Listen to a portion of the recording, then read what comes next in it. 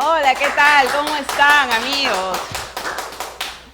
Gracias. Soy Lisette Herrera y les doy la bienvenida a Fauna Verde. Gracias por estar ahí, por conectarse, viéndonos o escuchándonos. Me han dicho de que también haciendo sus cosas también nos escuchan. Lo importante es que estén ahí, porque hoy les traigo un programón. Hoy vamos a tener a un experto, a un paleontólogo, que nos va a contar sobre los dinosaurios, sobre qué animales vivieron antes aquí en el Perú. ¿Ustedes sabían si es que el tigre, el famoso tigre diente de sable, habitó por estas tierras?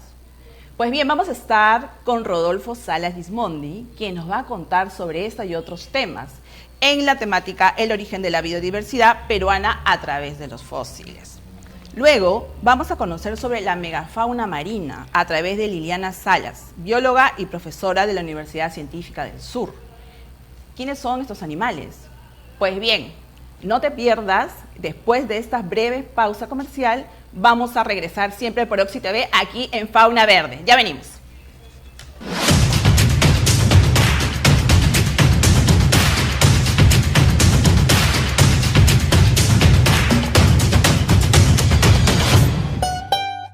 Hola amigos, ¿qué tal? Regresamos, seguimos aquí en Fauna Verde a través de Oxy TV.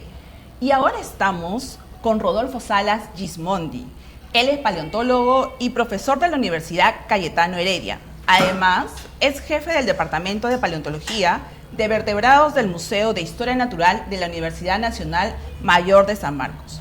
Él ha dedicado su vida prácticamente a estudiar los restos fósiles y ya nos va a contar exactamente sobre todas las interrogantes que tenemos respecto a este tan interesante tema.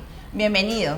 Gracias, Lisette. Muchas gracias por la invitación. Estoy feliz de estar acá porque siempre es importante compartir conocimientos sobre nuestro patrimonio natural, sobre nuestras riquezas naturales. Y la paleontología ha sido bastante olvidada durante muchos años, pero en los últimos tiempos hemos demostrado que hay una riqueza increíble que no se conocía. Exacto, porque nos ayuda a comprender un poco el pasado para hacer algo por el presente. Y de eso vamos a hablar.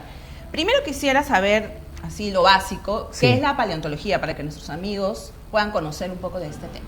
Bueno, la paleontología es la ciencia que estudia los restos fósiles, es decir, los restos de organismos que existieron en el pasado, que tienen más de 12.000 años de antigüedad. Sí, bueno, es una historia muy larga, trata de entender cómo ha sido la historia de la vida en la Tierra, que empieza más o menos hace como 3.000 millones de años y que en el Perú tiene un registro importante, sobre todo de los últimos 100 millones de años. Wow.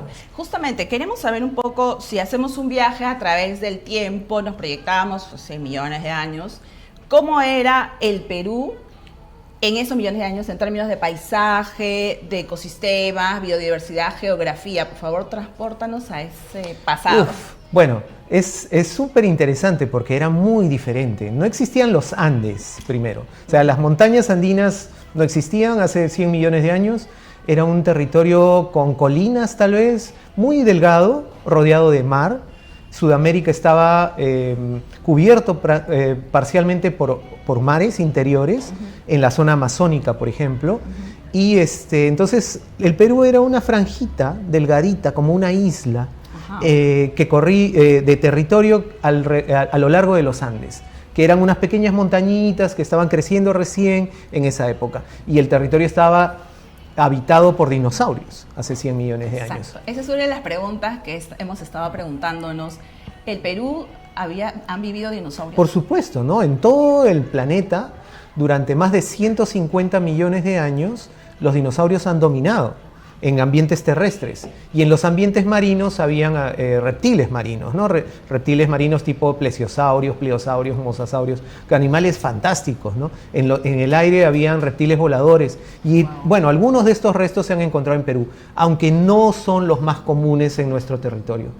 Justamente porque el Perú estaba gran parte del Perú estaba sumergido bajo el agua. Sí. Entonces, ambientes terrestres no existían y lugares donde los fósiles se puedan haber preservado son un poco escasos.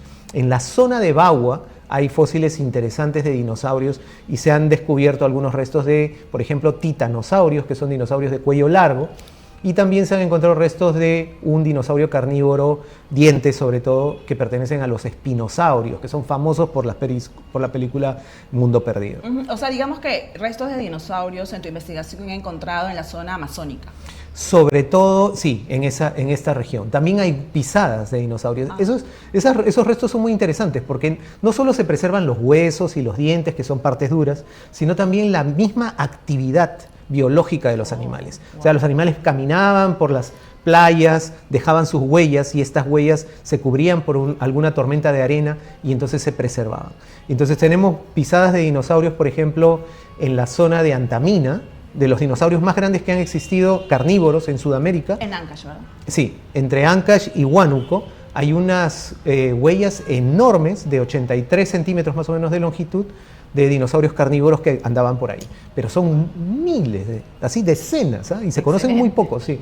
Luego hay otras huellas en Querulpa, en Arequipa, hay huellas en Inambari, en Tarapoto, en diferentes lugares. ¿Y por qué se extinguieron los dinosaurios acá en el Perú? Bueno, en todo el planeta se extinguen los dinosaurios por la extinción de fin del Cretácico terciario, que parece motivada por el impacto de un meteorito contra la Tierra. En México pasó eso, ¿verdad? Así es, en la zona de Yucatán parece que impactó un meteorito de más o menos unos 10 kilómetros de diámetro que generó pues una reacción en cadena a nivel volcánico, a nivel de incendios y cambios ambientales y climáticos que luego se trasladaron al océano y que produjo la extinción del 50% de la vida en la Tierra. Ahora, el tigre diente de sable ha vivido acá en el Perú, ¿y en qué zonas, para tener una idea? Bueno, ya nos estamos trasladando a una época totalmente distinta. Okay. O sea, estamos viajando desde la era de los dinosaurios, que fue hace 100 millones de años, que termina hace 66 millones de años, y nos estamos trasladando al último millón de años. O sea, hablamos de millones. Hemos saltado pues 60 y tantos millones de años para llegar al tigre de dientes de sable. El tigre de dientes de sable convivió con los primeros humanos en nuestro territorio. ¿Ah, sí? Sí, porque se extingue hace solo 12.000 años. Entonces, y los humanos llegan a Sudamérica y al territorio peruano hace como unos 20.000. Así que han convivido unos cuantos miles de años. ¿Sí? ¿Y entonces, en qué zonas vivían del país? Bueno, el tigre de dientes de sable se ha descubierto en algunas localidades en La Brea, en Talara, por ejemplo, en unos pozos de brea que hay ahí en esta región de Piura.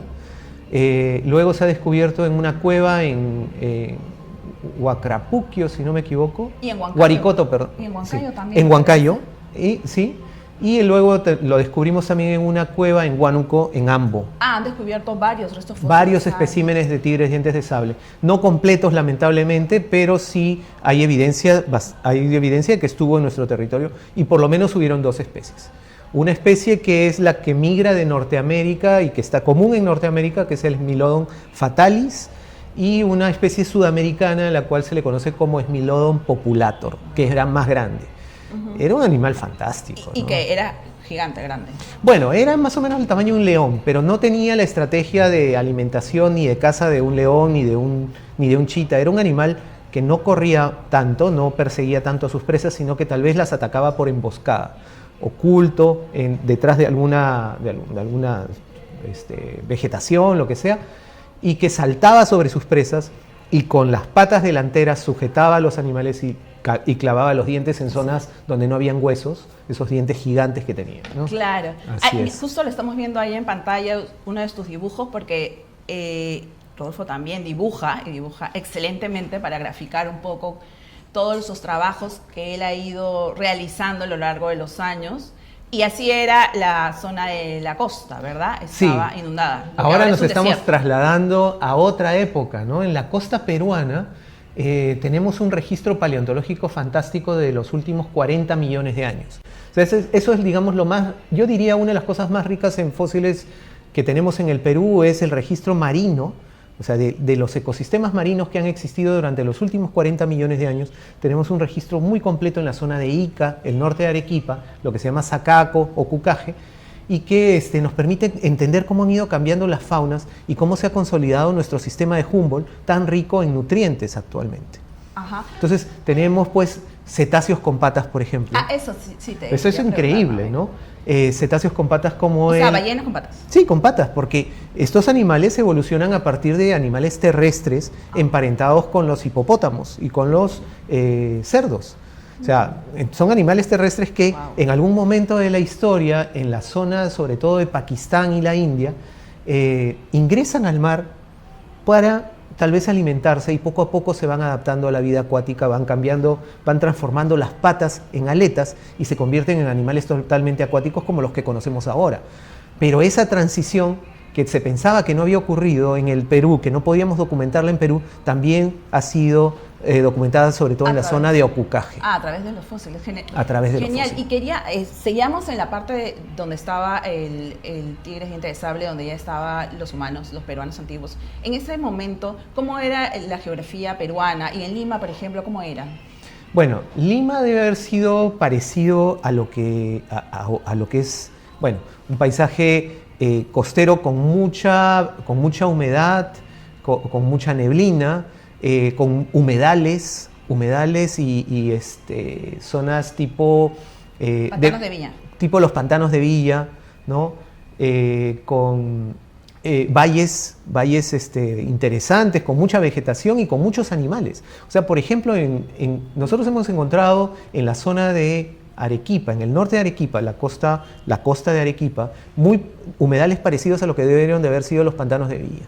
En esta zona, por ejemplo, mi colega Mario Urbina descubrió un sitio con mastodontes, caballos, megaterios, camélidos. Imagínense ahora un pantano de Villa tiene algunas aves nada más.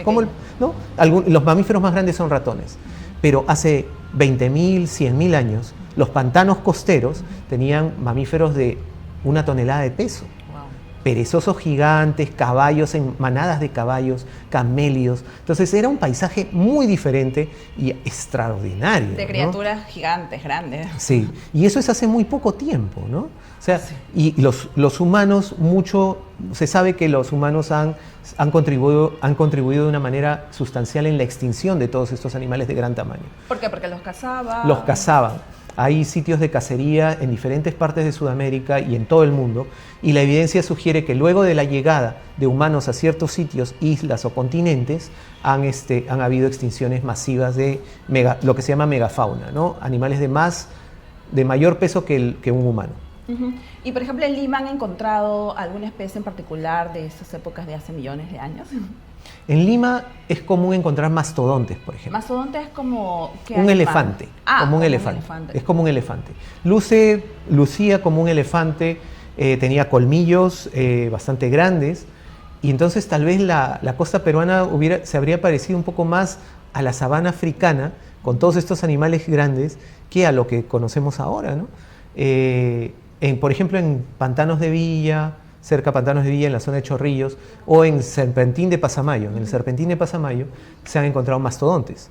Ah, aquí nada más. Aquí, después en Guarochirí, en todos los Andes, en Huancayo, también hay mastodontes, pero ya de otra especie. Había un mastodonte costero que estaba distribuido a lo largo de todo el desierto costero, y había un mastodonte andino que se conoce muy bien de la zona de Cusco, por ejemplo. Sí, precisamente quería presentarles, amigos, también el libro, creo que es el primer libro, ¿no? Sí. Sobre fósiles, Sí. que el año pasado Rodolfo ha presentado, lo ha escrito, todos más de 20 años de trabajo. Preséntalo. Sí, claro, con mucho gusto. Bueno, es un libro que tenía como proyecto desde hace muchos años, pero no se pudo dar porque estábamos enfocados en tratar de desarrollar la investigación científica primero, la investigación básica. Y este libro era de divulgación. Y ahora, con el conocimiento que acopiamos, con las colaboraciones internacionales y el trabajo de muchos científicos peruanos y extranjeros, pudimos desarrollar un libro en el cual podamos contar la historia de los vertebrados fósiles del Perú, ¿no? Aquí se resume un poco el registro paleontológico de vertebrados del Perú, la historia de estos descubrimientos, y se destacan 3 localidades importantes en el país que nos permiten entender cómo se origina el mar peruano, cómo se originan los Andes y cómo aparece la gran diversidad amazónica. Entonces, para explicar, por ejemplo, cómo se cómo se origina el mar, la riqueza del mar peruano, estudiamos las faunas y el registro fósil de la zona de Sacaco en el norte de Arequipa. Un sitio paleontológico fantástico con cocodrilos marinos, perezosos, cetáceos, una fauna extraordinaria. Eso es de más o menos unos 6 millones de años.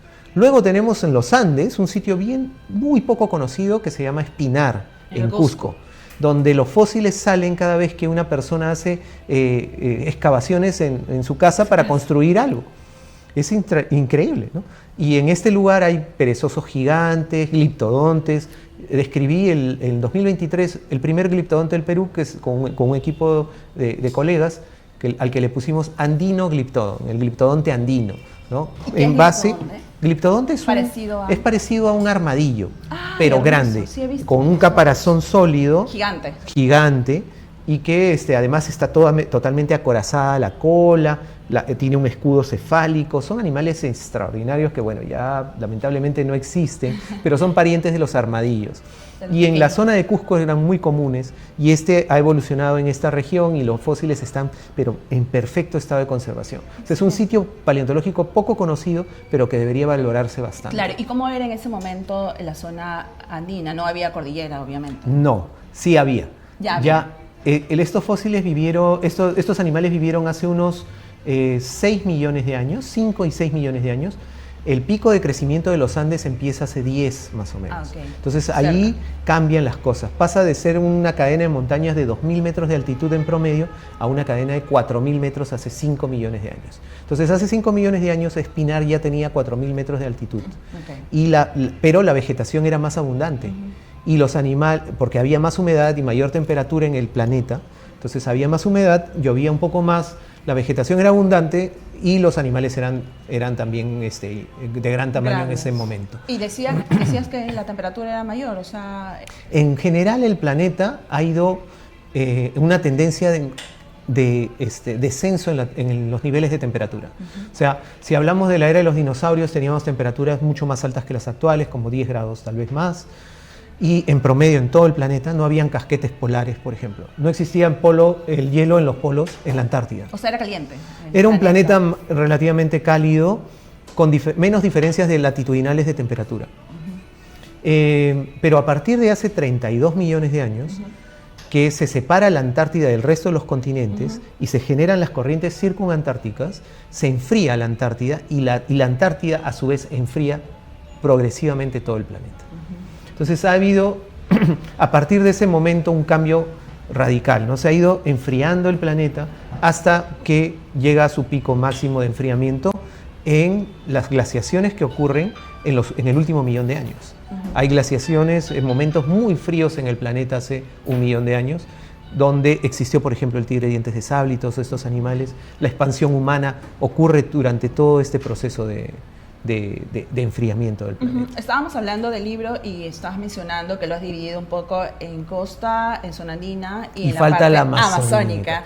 La Amazonía es para mí el lugar más interesante para estudiar. O sea, Darwin lo dijo, ¿no? O sea, la diversidad, el origen de la diversidad debe ser uno de los problemas científicos más interesantes de tratar. Eso dijo Darwin. Y entonces el lugar más diverso del planeta debe ser el más interesante de tratar. El más diverso del planeta es la Amazonía. Entender cómo se origina la diversidad amazónica es pues algo pero increíble, y tenemos la suerte en el Perú de tener sitios paleontológicos para entender esa diversidad. En la zona de Iquitos, sobre todo, hay una formación geológica donde se encuentran muchos fósiles que se llama Formación Pebas y que está distribuida en los ríos Napo, el río Amazonas, desde Iquitos hasta Leticia. Y en esa zona hemos estado trabajando durante muchos años contra lo que todo el mundo había pronosticado, que en la Amazonía no se iban a encontrar fósiles. Porque hay tanta vegetación que es tan difícil encontrarlos. ¿Dónde buscarlos? Uno necesita desiertos para buscar fósiles. Pero cuando el nivel del río baja, en la temporada seca, se exponen rocas que están normalmente cubiertas por el agua del Amazonas. Esas rocas antiguas nos permiten acceder a fósiles que tienen entre 20 millones de años y 10 millones de años. El momento previo a la formación del río Amazonas. Wow. O sea, es justo una etapa previa a que el río Amazonas empieza a discurrir. Y ahí hemos encontrado fósiles de cocodrilos como este que he traído acá. Muéstralo. Es un cocodrilo amazónico ¿de cuántos millones de años? 13 millones de años. Y que lo han encontrado en Pebas. Lo hemos encontrado en Pebas, lo encontramos el año pasado en la zona de Barrio Florida, muy cerca de la ciudad de Iquitos, y es uno de los cientos de fósiles de la zona de Pebas que tenemos en el Museo de Historia Natural y ahora también en la Universidad Cayetano Heredia. Es increíble porque la fosilización es muy buena. Es un gavial. Actualmente los gaviales solamente viven en la zona de la India, pero en el pasado, en la Amazonía peruana, existían gaviales. Como parte de mi doctorado, en 2016 yo publiqué y describí esta especie. Este es un nuevo espécimen, pero... es nuevo. Es nuevo, pero la especie la describí con el nombre de Gryposuchus pachacamue. Y es un gavial emparentado con gaviales de la India y con otros gaviales de Sudamérica, que no era tan grande como otros gaviales que se han encontrado en Sudamérica, pero es clave para entender cómo ha sido la evolución de los gaviales en ambientes de agua dulce, como la Amazonía. ¿Cuántas especies de cocodrilos había en ese momento? Ese lugar de Pebas, en Iquitos, nos ha permitido encontrar el sitio donde se ha reportado la mayor diversidad de cocodrilos de todos los tiempos de todo el planeta. Wow. O sea, en ese lugar hay una localidad que ahora, bueno, por las características del sistema amazónico, las localidades paleontológicas aparecen y desaparecen. O sea, el río crece, expone algunas zonas, y luego el mismo río las arrasa. Entonces, esos sitios paleontológicos... las lleva, no las tapa, sino las lleva. A veces las tapa, a veces se las erosiona, y entonces los sitios que antes existían, de pronto ya no existen. Entonces uno tiene que estar trabajando todo el tiempo, colectando lo que aparece en la superficie, porque si no el próximo año desaparece. Claro, en la época de bajada, digamos. En la época en la que baja el nivel del río, uno trabaja, estamos ahí colectando, el siguiente año sube el río y con toda su potencia, ¿no? El caudal del Amazonas, imaginas lo que es, erosionando las riberas cada día, se lleva todo lo que no se colectó. Ahora, por ejemplo, es época de subida. Sí. Y entonces en una de esas localidades que trabajamos durante varios años encontramos 7 especies de cocodrilos en 200 metros cuadrados, cuando ahora en toda la Amazonía hay 6. Sabían más. O sea, imagínate lo que debió haber sido ese lugar. Claro, además que es una cadena, ¿no? Entiendo de que si han habido estos animales, ese es un punto dentro de toda la diversidad. Exacto, o sea, ¿no? Los cocodrilos estaban favorecidos, digamos, evolutivamente, porque lo que existía en la Amazonía en esa época eran ambientes acuáticos amplios, tipo lagos y pantanos. Entonces, habían recursos también muy diversos y en cada grupo o cada especie de cocodrilos estaban favorecido para alimentarse o aprovechar ciertos tipos de recursos. En la actualidad los cocodrilos son animales más generalistas, se alimentan de lo que pueden según los recursos que existan en el medio ambiente. Pero en el pasado parece que habían formas muy especializadas. Algunos solamente comían moluscos, por ejemplo. ¿Sí? Entonces excavaban los fondos de los lagos donde vivían los moluscos enterrados y se alimentaban de moluscos. Otros eran depredadores de peces, otros de alevinos de peces, no sé. ¿Y no eran carnívoros? Claro, sí, pero no eran habían especializados en nichos ecológicos específicos. No competían entonces. No competían y por eso es que podía haber una gran diversidad. Pero había un gran depredador en Pebas, que era el Purusaurus, un caimán gigante, que es el que está aquí en la portada del libro, ¿no? Este de aquí. El Purusaurus es uno de los caimanes más grandes, uno de los cocodrilos más grandes que ha existido en el planeta. Aquí se está alimentando de un perezoso. Wow, perezoso gigante. Pero un perezoso terrestre de esa época, pero no es una reconstrucción gratuita. En realidad, en Pebas encontramos una tibia de un perezoso con 46 mordidas de este cocodrilo. Wow. Entonces está justamente mordiéndole la tibia, ¿no? Que es una escena que realmente ocurrió tal vez más o menos así en esa época. O sea, encontraste la huella dentro de este perezoso gigante, la huella de este cocodrilo. De las marcas de sus dientes. Es un hueso, el hueso de la tibia es el hueso que tenemos en la parte baja de las piernas. Y los cocodrilos atacan a los animales que se acercan, por ejemplo, a las riberas de los ríos, a tomar agua en los lagos, los atacan en las patas, principalmente, o a veces en la cabeza cuando la cabeza está muy cerca al agua. Y en este caso pensamos que este cocodrilo, un Purusaurus, atacó al perezoso en esa época. Entonces estamos tratando de reconstruir estas escenas del pasado y queremos justamente enfocarnos en los próximos años en trabajar sobre todo en la Amazonía para contribuir un poco también a su conservación, porque entendiendo lo interesante que ha sido esta historia, el pasado maravilloso que ha tenido este lugar y todos los procesos que han ocurrido tan complejos para que la diversidad actual sea la maravilla del planeta. Entonces, esto nos puede ayudar a entender pues, el valor que tiene la Amazonía, ¿no? Exacto. ¿Cómo es que ustedes encuentran un fósil? No sé, o sea, estás caminando, estás paseando o estudias previamente el lugar. O sea, ¿cómo es que...? Y además la vista de águila que determinas que si no es una piedra, si no es un fósil. Exacto, sí. No, en realidad lo que hacemos es... Hay varios caminos. A veces seguimos las pistas de pobladores locales que han descubierto cosas antes. En otros casos, los geólogos han trabajado previamente en ciertos sitios y han dicho, bueno, aquí encontramos algunos huesitos de tal época, pero no dicen mucho detalle, y entonces seguimos esas pistas y encontramos cosas.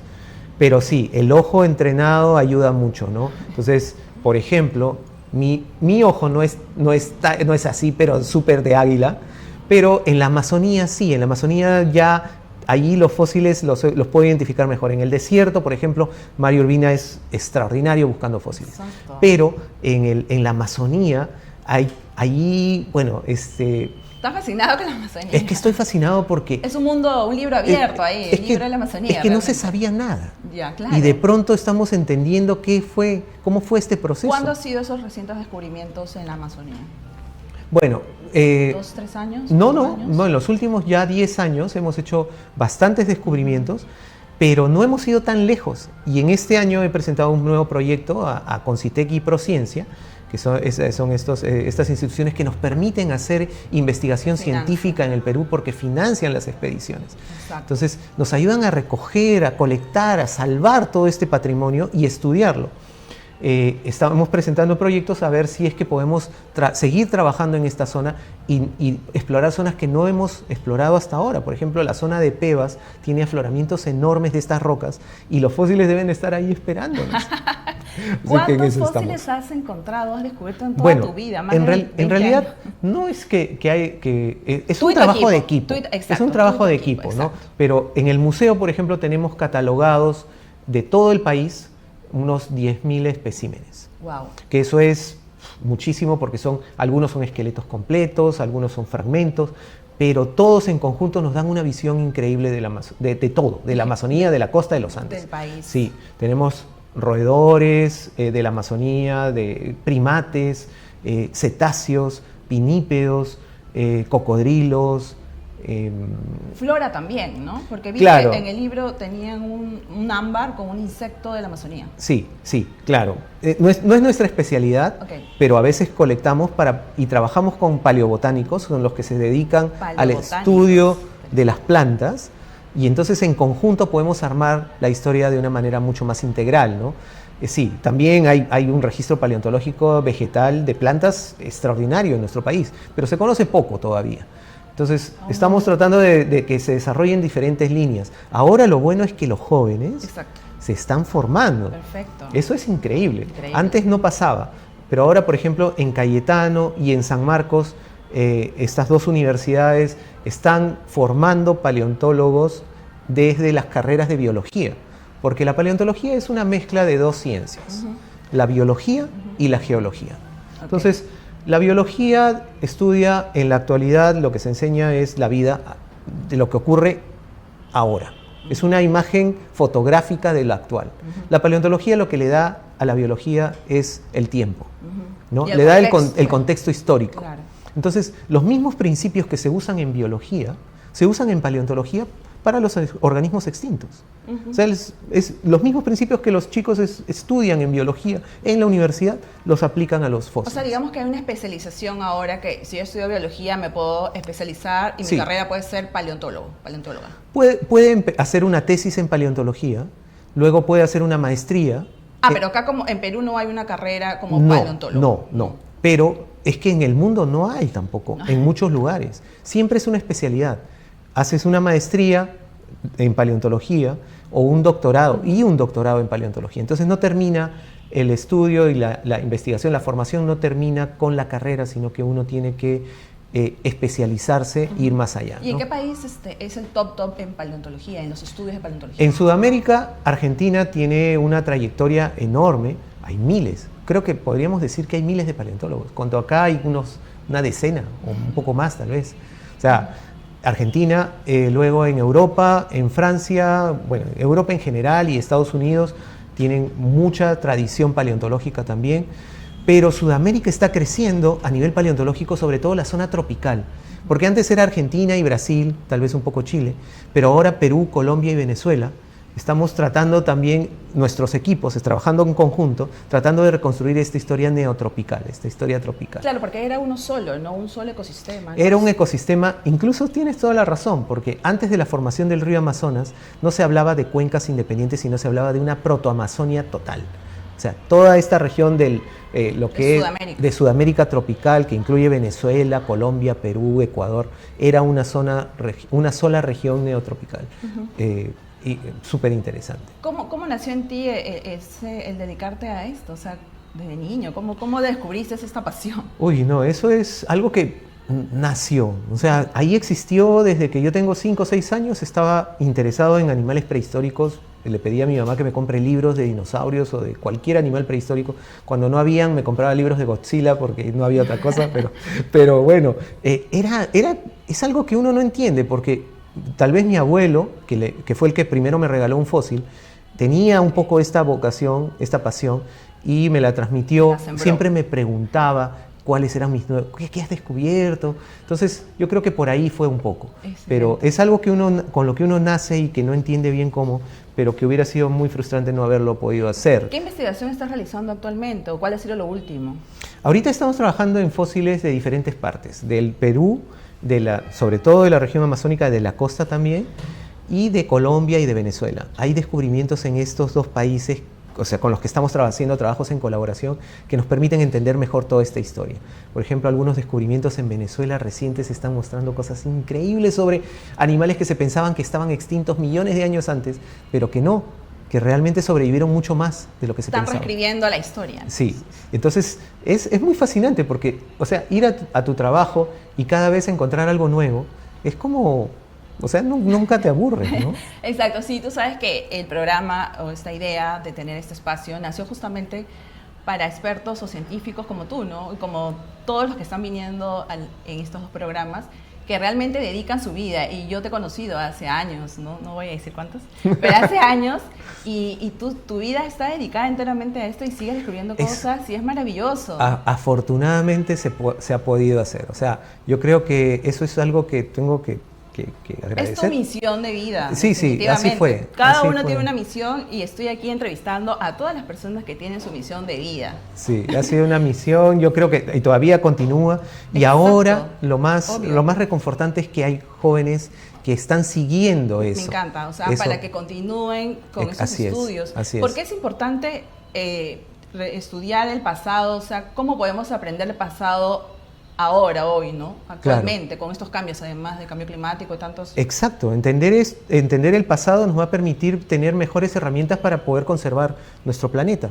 Y las cosas han cambiado mucho, porque antes dependíamos del conocimiento científico de los extranjeros siempre, y del dinero de los extranjeros. Entonces estábamos en una posición de desventaja, claro, desde una perspectiva científica.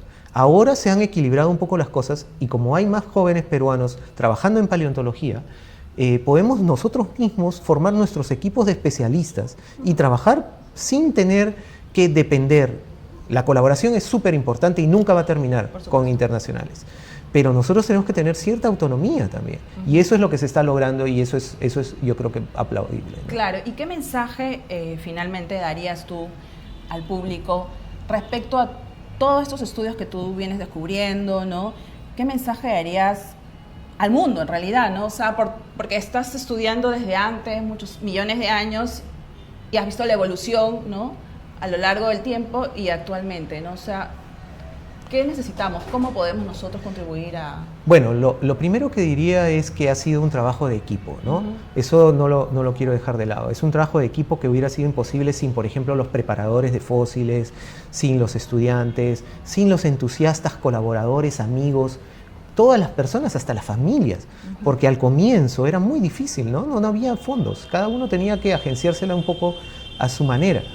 Luego, diría que necesitamos un poco cambiar nuestra visión de qué cosa es lo que vale en una sociedad.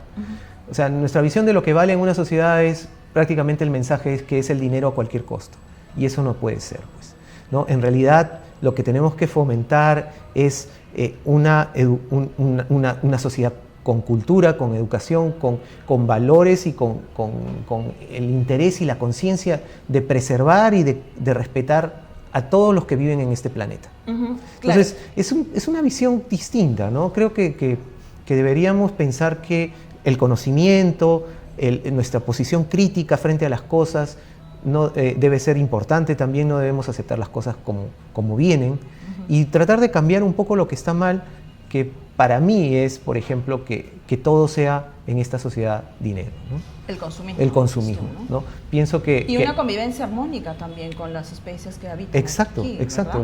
Una convivencia con el resto de nuestros compañeros evolutivos. Ellos han evolucionado con nosotros tal cual y tienen todo el derecho de vivir en este planeta. Y bueno, nosotros nos hemos reproducido tanto que estamos aprovechando un poco más allá de lo que deberíamos, pero deberíamos tener también una conciencia como para que a través del conocimiento, de la ciencia, del razonamiento, de un pensamiento crítico, pensar en que este planeta pues tiene todavía que seguir adelante con todos. Y a los jóvenes, ¿cómo te dirigirías a ellos, no?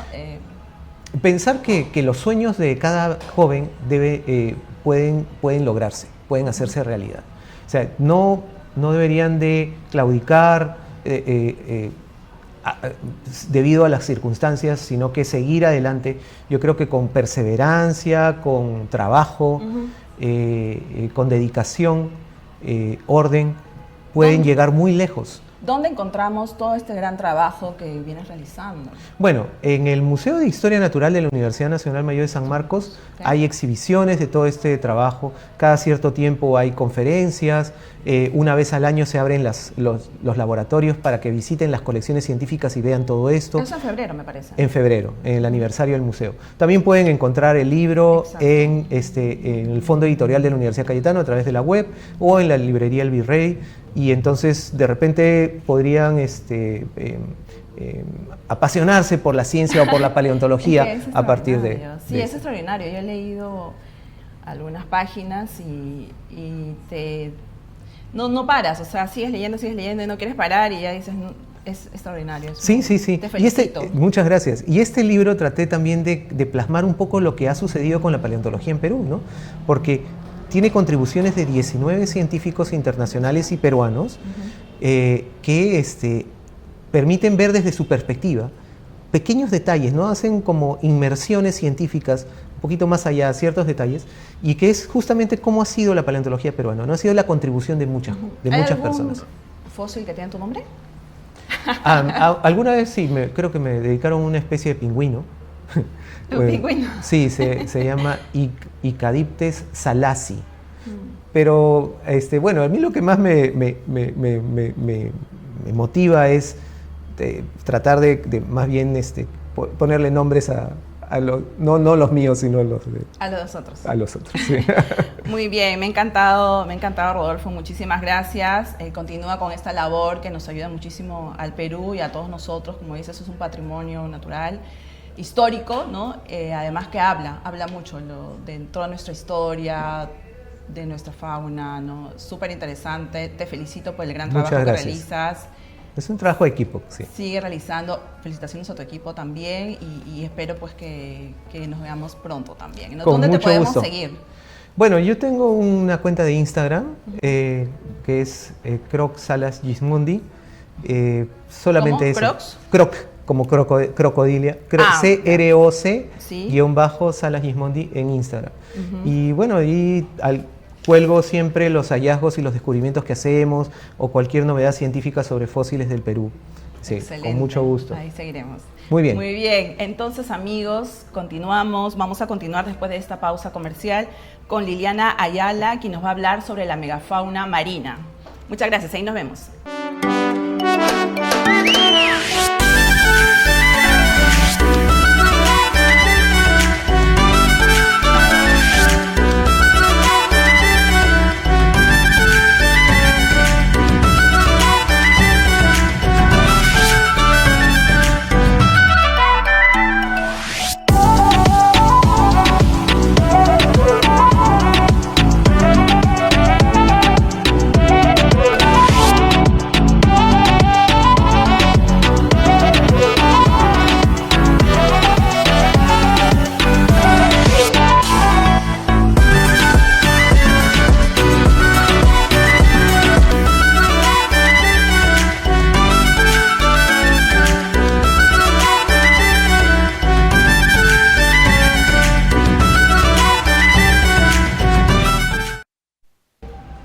Hola, ¿qué tal amigos? Regresamos y después de hablar de este tema tan interesante de dinosaurios, dientes de sable y fósiles de hace millones de años, ahora regresamos a nuestra realidad, a nuestros tiempos. Así que estamos con Liliana Ayala y que vamos a hablar sobre la megafauna marina. Ella es bióloga, docente de la Universidad Científica del Sur de la carrera de Biología Marina e investigadora de la Asociación Peruana para la Conservación de la Naturaleza, APECO. Bienvenida, Liliana, ¿cómo estás? Muchas gracias, Lisette, muchas gracias por la invitación. Contenta de estar acá en un espacio que creo que debería de darse con más regularidad. El espacio que le permita a los investigadores hacer divulgación científica, porque pienso que los investigadores, más allá de ser profesionales dedicados a determinada área de la ciencia, también tienen deberían al menos tener la obligación de difundir su trabajo a personas que no necesariamente hacen ciencia y con ello contribuir un poquito a que las cosas mejoren. Así es, Liliana, muchas gracias, exacto. Ese es el objetivo de este programa de Fauna Verde, el contribuir un poco, ¿no?, con nuestro país, con el mundo y dar espacio y plataforma a todos los investigadores, científicos y estudiosos que dedican su vida, que hacen estudios, nuevas investigaciones, nuevos descubrimientos y nos cuenten un poco más de ese mundo, ¿no?, a todos nosotros. Bien, cuéntanos, ¿qué es la megafauna marina? ¿A qué le llamamos megafauna marina? Animales megas. Sí, lo que sucede es que la megafauna marina, cuando hablamos de ella nos referimos a animales bastante grandes, animales que viven en las costas, en los océanos y que generalmente están en la parte alta de la cadena alimenticia, ¿no?, o de la red trófica, como le llamamos nosotros en términos así más... del mar. Sí. Y estos animalitos suelen ser tortugas marinas, cetáceos, suelen ser también algunas aves, como casi todas, y mantarrayas y tiburones. Qué bonito, excelente. Y cuéntanos entonces un poco de estas especies que has mencionado. Primero, si están en peligro de extinción y si son nativas, si solamente viven acá en esta parte del mundo, ¿no? Sí, bueno, dependiendo de la especie, hay algunas que solo viven en Perú, son propias de la corriente de Humboldt, entonces viven en Perú y Chile y no se les halla en ningún otro lugar del planeta, y hay otras que son muy migratorias. Hay unas que están desplazándose entre Antártica y Perú, hay otras que vienen, no sé, de Nueva Zelanda, de Australia, de Norteamérica. Dependiendo de la especie, del grupo, hay determinada movimiento, son muy migratorios o hay algunos que son más bien muy locales. Perfecto. A ver, vamos a detenernos en algunos de ellos para conocerlos un poquito más. Por ejemplo, el caso de las nutrias. Hablemos de estas bellas criaturas que son muy tiernas y hermosas. Estas nutrias, ¿cuántas especies hay? ¿Solo habitan aquí? A ver, en el caso de las nutrias hay, hasta donde recuerdo, eran 9 especies y hay una recientemente descrita. En realidad se ha separado de otra, era una subespecie y ahora está como una nueva especie. Perú tiene 3 especies. Es una es el país que tiene más especies de nutrias, ¿sí? Y la que yo particularmente estudio es el pingüino, la nutria marina, que vive en las costas de Perú y Chile. Es el mamífero marino más pequeño del mundo, ¿sí? Además la nutria vive, ¿dónde vive? Pues vive en la costa, un poquito en la costa y también en islas y puntas guaneras, sobre todo en áreas naturales protegidas, porque justamente en esos lugares es donde tiene el hábitat en mejores condiciones. Claro. Ellos están entre el mar y también suben a las rocas, ¿verdad? Sí, su hábitat es rocoso, es rocoso. Y justo para el tema por ejemplo, nosotros hacemos conteos, ¿no? Y entonces hay que acercarse a la zona rocosa, con embarcaciones o mirarlos desde arriba. Entonces, justo allí están las nutrias, ¿no? Qué bonito. ¿Y en qué estado se encuentran? O sea, ¿en qué zonas se les puede ver más? ¿Hay mayor abundancia de población de estos nutrias? Claro. Nosotros hace poquito, con un grupo de los especialistas en nutrias en Perú, somos poquitos. Somos muy poquitos. Y muchos de ellos trabajan o han recolectado información en zonas que tienen protección, como por ejemplo las Islas y Puntas Guaneras, la Reserva Nacional Sistema Islas, Islotes y Puntas Guaneras, la Reserva Nacional de Paracas, Reserva Nacional San Fernando. Entonces, todas aquellas áreas protegidas brindan también este hábitat importante. Sin embargo, también las puedes encontrar en los muelles. Hay algunas nutrias que se han adaptado muy bien al tema humano. ¿En qué zonas? ¿En qué Nos van a ir a visitar. En general. No, está bien. Porque los pescadores los ven. Sí. Están y conviven. Y conviven, sí. Eso es lo importante.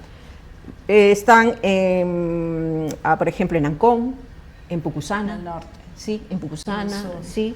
Al sur hay varios reportes también en Tacna, en Vila. Sí. O sea, digamos que las poblaciones están más concentradas al sur que al norte, ¿o están dispersadas? Bueno, la distribución de la nutria se da desde Chimbote hasta Tacna. Okay. Hay reportes más al norte, pero son reportes así muy extraños, muy raros, pero son reportes. ¿No? Allí están los reportes científicos que hablan de reportes en La Libertad, ¿no? Wow. Sí. Entonces, sí, ellas se distribuyen en toda esta sección, siempre en zonas rocosas. Hay algunas que conviven muy bien con los humanos. Los pescadores la conocen muy bien, se suben a sus embarcaciones. Son sus amigos. Sí. O sea, es de la corriente de Humboldt. ¿Solamente habita en esta zona entre Perú y Chile, de la corriente de Humboldt? Sí, solo habita entre Perú y Chile. Como te decía, además, nosotros hemos hecho un trabajo en la Reserva Nacional de Paracas. Okay. Y hay zonas de la Reserva Nacional de Paracas que son particularmente estudiadas, ¿no? Ya es un tema de acceso, ya también es un tema, aunque también la misma Reserva Nacional de Paracas nos dice hay actividades humanas que se desarrollan ahí, entonces tenemos que ver la posibilidad de que convivan, ¿no? Claro. ¿Y de qué se alimentan las nutrias, estas hermosas? ¿De qué se alimentan? Bueno, pueden alimentarse de peces, de crustáceos. ¿Anchoveta? Anchoveta no realmente, okay. No, como están en zona rocosa, no es la zona de la anchoveta, ¿sí? Se alimentan de peces que viven en roca, también se lo han visto pulpos, cangrejos, también. Sí. ¿Y son estos que andan en grupos? Porque se ve dibujitos, o sea, se ve videos. Estos son los del norte. Que están así, que lo tienen en el pecho. Las nutrias marinas de aquí, de Perú y Chile, la alondra felina, no, la alondra felina es solitaria, solo cuando hay época reproductiva busca la pareja, anda con los recién nacidos, pero no, es un animal solitario. ¿Y está en peligro de extinción? Sí, claro. ¿En qué grado de amenaza? Está un tanto amenazada, me parece que está en peligro. Es una especie que además tiene varias amenazas, está perdiendo un poco el hábitat por nosotros, porque vivimos cerca de la costa, ¿no? Y entonces la costa se va aprovechando para el tema de que crezca un crecimiento urbano, o no sé, hay otro tipo de presiones, como, qué sé yo, hay mascotismo, se ha reportado últimamente. ¿Mascotismo? ¿Cómo se lo pueden llevar? Si viven en el mar, pobrecitas. Lo que pasa es que encuentran los recién nacidos y se los llevan, ¿no? Eso ha sido un reporte último. Después, qué sé yo, hay reportes de pieles, ¿no? Y no se explica, ahí hay un tema que ver detrás si hay caza. Bueno, entonces, tenemos que cuidar. Hay de todo. Había otra especie que has mencionado que me parece apasionante, las mantarrayas. Teníamos mantarrayas aquí en el Perú, ¿y dónde están? Sí, están al norte, en Tumbes. En Tumbes hay, lo que sucede es que desde hace buen tiempo en el Perú hay un grupo de biólogos trabajando el tema de mantarrayas y tiburones, ¿no? Hay grupos, ahora Los invitaremos al programa Sí. para que nos hablen de las mantarrayas. Particularmente hay 2 o 3 trabajando en Tumbes. Yo hice un trabajito también respecto a las mantarrayas. Lo que pasaba es que hay un tema, yo trabajo con captura incidental, ¿sí? Con captura incidental, entonces hice un primer reporte sobre la captura incidental de las mantarrayas. Las mantarrayas son especies bastante grandes, ¿sí? Sobre todo las que suelen ustedes, las personas que no necesariamente es de ciencia, las mantarrayas, las gigantes. Exacto. ¿De qué tamaño son? Las O sea, si gigantes. podemos ver, o sea, Pero la mesa te queda dimensionar. corta. La mesa te queda corta. Ah, es grande. es sí, gigante. Sí, esta mesa te queda corta. Sí. wow.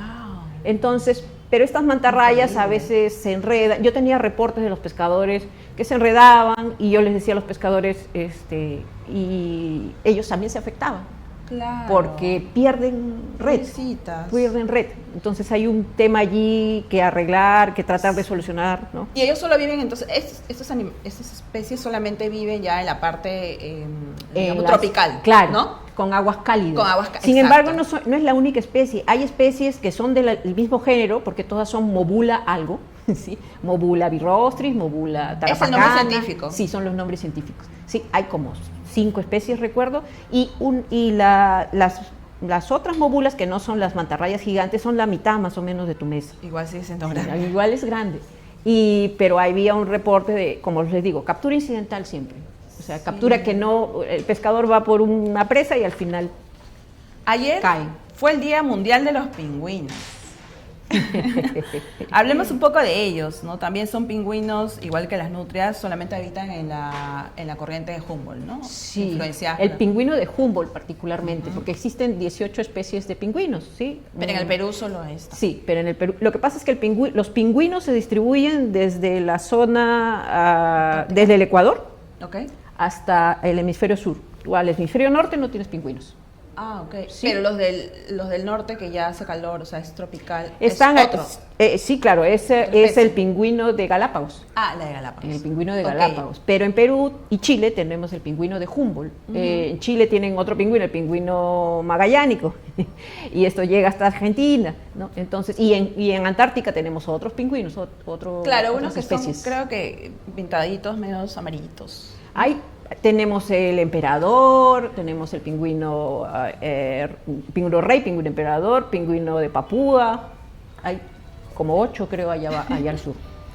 Y sobre las tortugas marinas, nos comentabas que estas son no que viven acá solamente, sino son migratorias, ¿no? Sí, son Cuéntanos muy a ver migratorias. algunas de estas especies. Por ejemplo, ¿Cómo migran? ¿Cuál es su ruta? claro, lo que sucede, por ejemplo, es que los investigadores han colocado unos dispositivos que les permiten chips. hacer el seguimiento. Entonces, por ejemplo, han colocado estos dispositivos en la zona del Pacífico Este de Estados Unidos o en el Caribe, y entonces se ha visto cómo esas tortugas verdes llegan a Perú. Y hay trabajos en donde se ve que los juveniles están al sur, como en Pisco, y los juveniles de las tortugas marinas son carnívoras.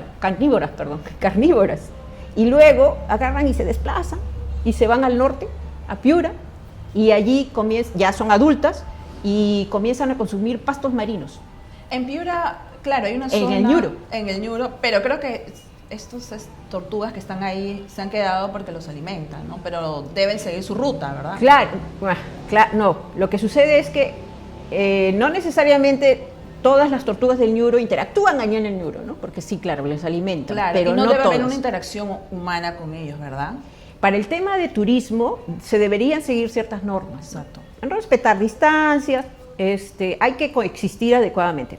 Respetas distancias, no deberías alimentarlos porque a la larga, lo que estás haciendo, acostumbras. claro, estás dándoles de comer y ya no van a buscar esperar que les ellos, des de comer. Claro, Sí. su alimento. Ahora, hay 5 especies, me parece, acá de tortugas. Sí, de las 7 que hay a nivel internacional, Mundial. 5 están en Perú. Claro, pero...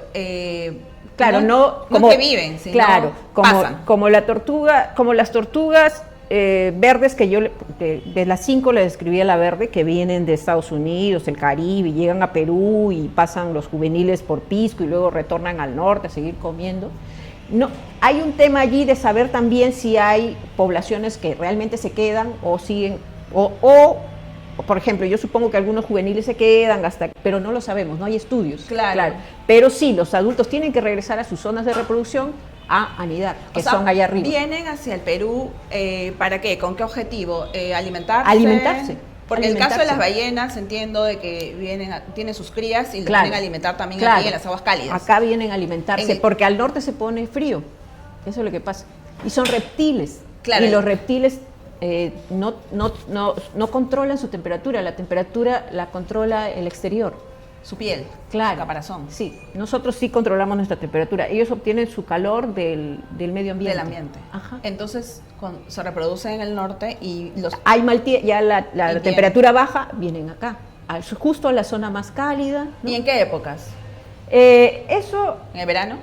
Claro, hay un tema. Claro, lo que sucede es que, como te digo, termina, claro, es el verano de acá y el invierno de arriba. Por eso vienen a pasar su verano acá. Claro, sí. La idea es seguir.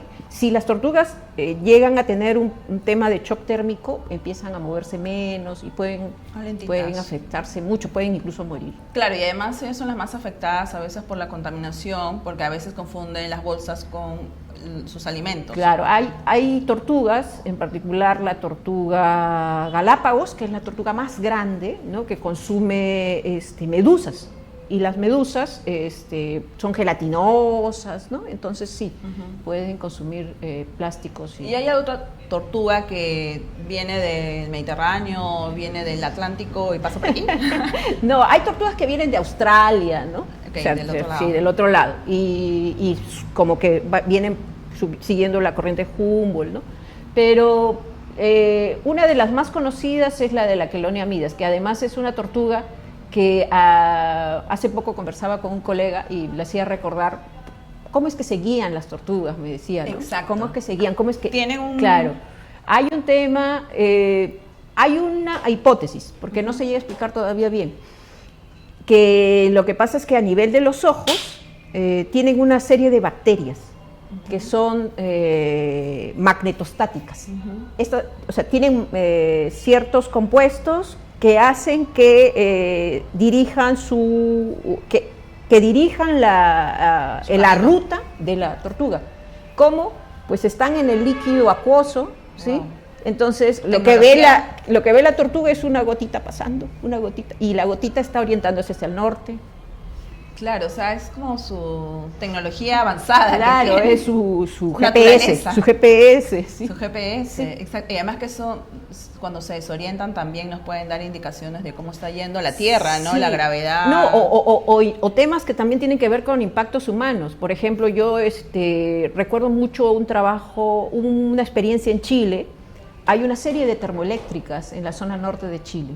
Y entonces las aguas que van al mar están más o menos cálidas. ¿Cómo habrá sido el tema de que llegaba mucho el mar?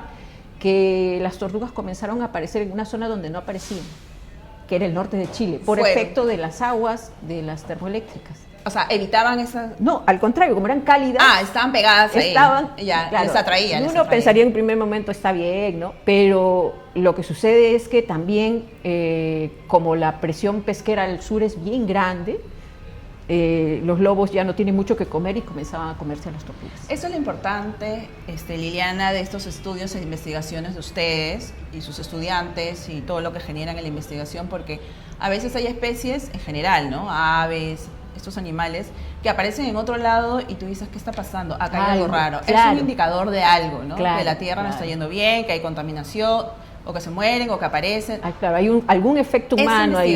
Las investigaciones son importantes en nuestro país, que es tan biodiverso, ¿no? Hay unas especies, unas aves, que también son fascinantes y poco estudiadas, creo yo, que son los albatros y los petreles, o sea, son hermosas. Cuéntanos un poco de estas especies, o sea, bien en el medio del mar, o sea, en alta mar, ¿no? ¿Cómo? Los albatros y petreles son las aves, en general, más grandes que hay en el planeta. Grandes, o sea, las más grandes en envergadura. O sea, ¿qué es envergadura? Es el largo de una punta del ala hacia el otro. Ok. Eso, puede medir hasta 3,5 metros, la más grande, pesar 10 kilos. Es una especie bastante que puede vivir, que en el Perú no reproduce, ¿sí?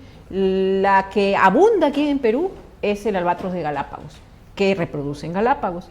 Existen otras especies que pueden, que en realidad desde Galápagos acá no es mucha la distancia, pero hay otras especies que pueden dar incluso la vuelta al planeta, alrededor de Antártica. Sí, sí, no se reproducen ahí. Sí. Y estos albatros y petreles, además, ¿por qué son tan importantes? Es la especie de ave más amenazada, el grupo de aves más amenazadas del planeta. Ahí lo estamos viendo en imágenes, justo son los albatros, ¿no? Sí, los Pero albatros. es fascinante cómo viven en el medio del mar. Ah, eso. ¿Cómo, Claro. cómo sí. que viven ahí, que sentadas? ¿Cómo se alimentan? No entiendo. ¿Cómo puedes explicar? Lo que sucede es que la reproducción, solo regresan a tierra a reproducirse, no regresan y viven, todo el resto del tiempo viven en el mar. Están tan bien adaptados al mar que casi no aletean, ¿no? Y eso es un ahorro de energía enorme. O sea, solo planean en el mar. Y ese ahorro de energía les permite vivir en el mar. Además tiene otra forma de adaptarse al mar. Si tú vas al mar, si alguna vez tienes la suerte de ir a ¿Alta mar? 100 millas, 200 millas, alguna vez he estado allí, y ves, y no se ve absolutamente nada más que agua. No hay ninguna otra señal, y te preguntas, entonces, ¿cómo estas aves Exacto. ubican sus lugares de alimentación? ¿No? Y es que tienen un muy buen olfato. Son aves con un muy buen olfato. Son capaces de ubicar el dimetilsulfuro. Perdón, el dimetilsulfuro, perdón. ¿Qué es eso? El dimetilsulfuro es una sustancia. ¿A qué huele el mar? Para ti. No sé, huele bien. A mí me gusta, huele a pescado. Huele a azufre. Ah, ok. Así huele el mar, a azufre. Y es por eso, por el DMS, por el dimetilsulfuro. Y el dimetilsulfuro se produce cuando el zooplancton comienza a consumirse al fitoplancton. Ah, ok. Y entonces tú ves que allí empieza la cadena, pues la cadena alimenticia. Si hay mucho Pequeñitos. fitoplancton, va el zooplancton, luego van los peces más pequeños, los medianos, los grandes, las aves, ¿sí? Entonces, ese olor está indicando, uy, aquí hay un banquete. Ah, hay comidita. Claro, aquí Para hay un ellos. banquete, entonces aquí tengo que llegar. El olfato es lo importante en los albatros. Tiene como dos orificios grandes. Claro, tiene dependiendo en el del tipo pico. de albatros o petrel, puede tener unos tubos, ¿sí? Que son las narinas, ¿sí? Y es distintivo, es un carácter morfológico que solo se encuentra en esas aves marinas. Qué bonito, me Es encanta. una característica propia del grupo. Cuéntanos, Liliana, un poco, tú enseñas biología marina. Sí, en la Universidad Científica del Sur. Y ahora, ¿qué proyectos vienes realizando? ¿Qué investigación estás metida Sí, ahora? bueno, desde hace varios años venimos trabajando con varios colegas en un censo de pingüinos de Humboldt. La que dirige el grupo es Patricia McGill, es una bióloga que tiene varios años trabajando en el tema. Y la idea es ir viendo cómo la población va, no sé, variando en el tiempo, ¿no? Para también ver qué está sucediendo, ¿no? Hemos tenido datos muy tristes, muy pocos cuando hay niño, por ejemplo, ¿no? Es que siempre se van a ver afectados Claro, por el niño, sí. definitivamente, o la influenza aviar. O la influenza también, ¿no? también. Y entonces, en el último año nosotros hemos estado contando pingüinos entre, qué sé yo, Trujillo e Hilo, ¿no? O sea, ¿no? La Un Libertad, censo. Ha habido como un censo. ajá, y Moquegua, ¿sí? Es un conteo que hacemos. Y históricamente los pingüinos estaban entre el sur y el centro, pero ha habido un cambio que todavía no nos explicamos bien por qué, tal vez sea un tema de alimentación, no sabemos bien, y todos los pingüinos, o buena parte de los pingüinos están frente a Trujillo. Ah, se han ido al norte. Se han ido al norte. O sea, antes estaban en el sur y ahora han Claro, migrado más al norte. Claro, no es que no estuvieran al norte, siempre porque están desde Piura más o menos hasta Tacna, sino que ahora el grupo más numeroso está al norte. Y ha habido ahí un cambio que todavía tenemos que explicarnos por qué está sucediendo, ¿no? Claro, quizás mayor alimento, mayores condiciones, ¿no? También no sabemos muy bien cómo los ha afectado el tema de la influenza aviar, que es algo que todavía tenemos que estudiar, ¿no? Porque esto ha sucedido un poquito asociado a este tema también. Claro, ¿y cómo están las poblaciones de los pingüinos según el censo que ustedes han realizado y en dónde lo han realizado ese censo? El censo, como les decía, lo hemos realizado desde Trujillo hasta en varias islas y puntas guaneras, hasta Moquegua, perdón. En varias islas y puntas guaneras, también en áreas que no son necesariamente protegidas. El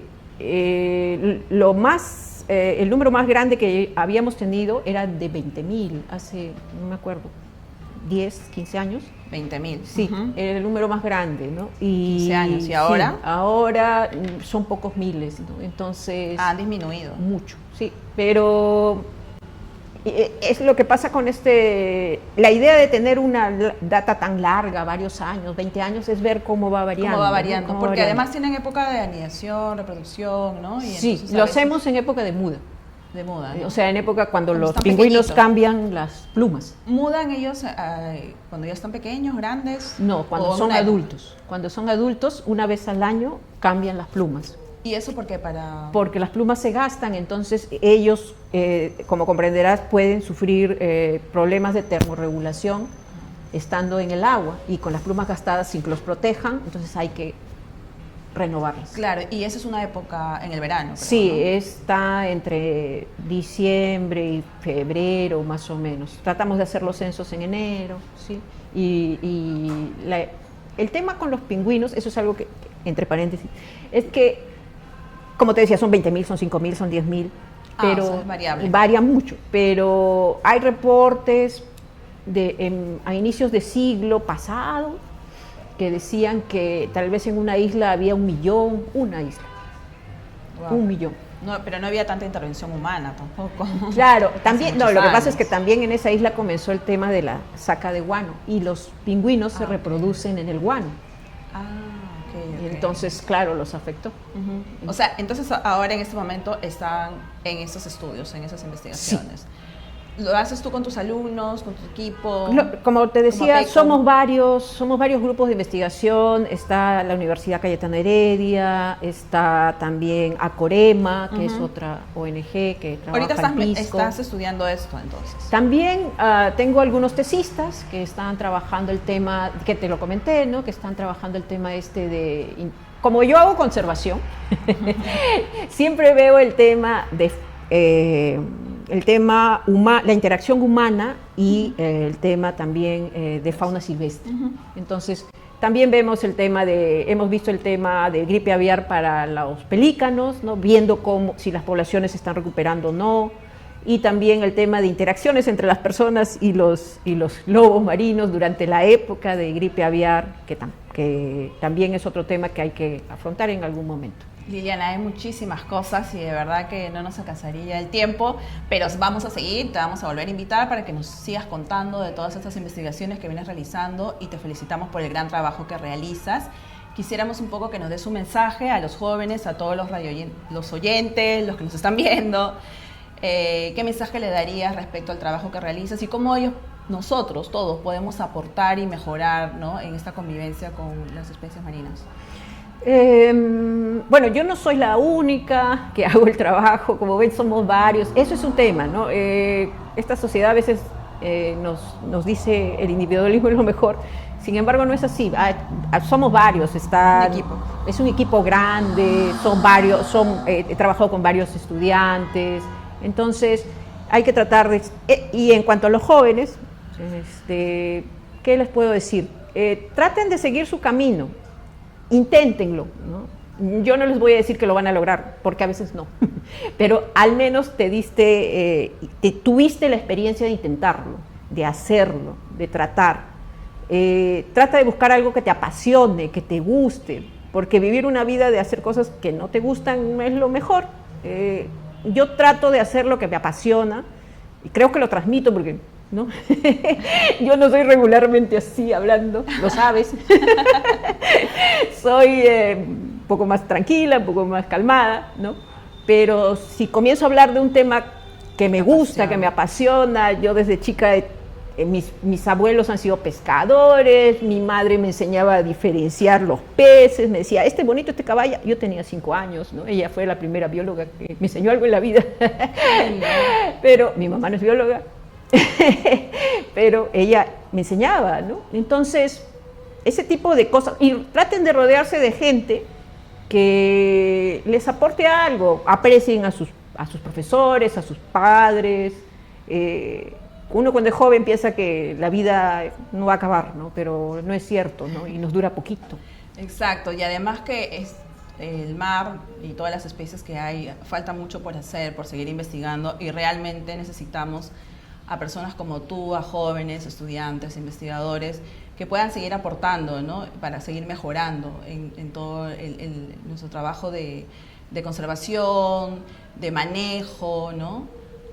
Para un mundo mejor, en realidad, para un Perú mejor, ¿no? Claro, o sea, falta mucho por hacer, sí, ¿no? La idea es que uno conserva para tener un ecosistema saludable y que ese ecosistema saludable lo disfruten tus hijos, los hijos de tus hijos, ¿no? La idea es pensar en el futuro, más allá de nosotros. Así es, Liliana, de verdad que me ha encantado. Hoy hemos tenido a 2 grandes cracks de la conservación, y estamos muy felices, así que espero que les haya gustado. Nos vemos la siguiente semana, el siguiente sábado, aquí en Fauna Verde por Oxy TV. Hasta luego.